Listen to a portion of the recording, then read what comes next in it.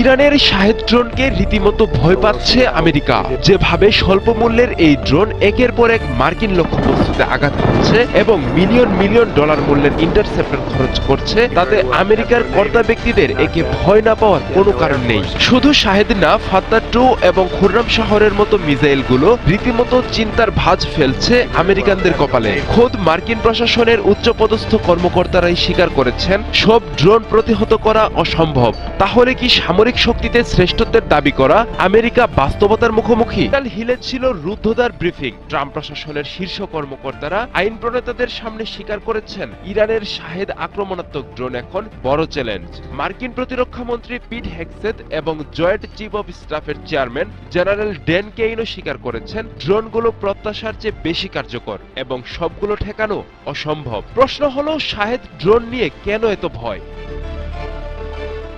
ইরানের Shahed drone নিচু উচ্চতায় ও ধীর গতিতে উড়ে। এই লো এন্ড স্লো কৌশলী তাদের সবচেয়ে বড় শক্তি। ব্যালিস্টিক ক্ষেপণাস্ত্র উচ্চ গতিতে আসে এবং রাডারে ধরা পড়ে, কিন্তু শাহেদ ড্রোন রাডারের নিচ দিয়ে উড়ে গিয়ে লক্ষ্যবস্তুতে আঘাত হানে। মার্কিন সিনেটর মার্ক কেলি স্পষ্ট করে বলেছেন, ইরান বিপুল সংখ্যায় ড্রোন ও ক্ষেপণাস্ত্র তৈরি করতে পারে। এক সময় এটা গাণিতিক সমস্যায় পরিণত হবে। অর্থাৎ ইন্টারসেপ্টরের সংখ্যা সীমিত, কিন্তু ইরানের ড্রোনের ঢল অব্যাহত।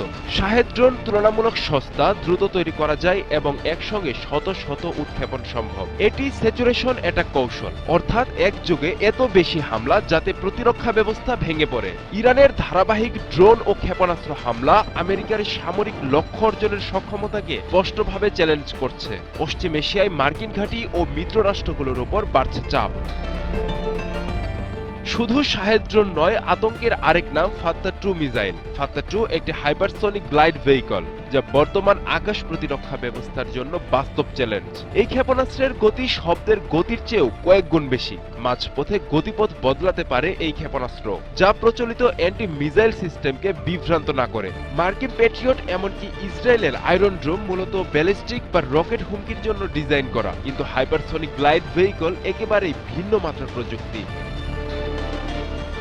ইরানের তাণ্ডবে নাকানি চুবানি খাচ্ছে ইসরায়েল আমেরিকা জোট। তেল আবিব থেকে শুরু করে আল কুদস এমনকি উপসাগরীয় অঞ্চলে মার্কিন নৌবাহিনীর বিমানবাহী রণতরী ইউএস আব্রাহাম লিঙ্কনকেও লক্ষ্য করে হামলা করছে ইরান। আব্দুল্লাহ আল মারুফ, ৭১।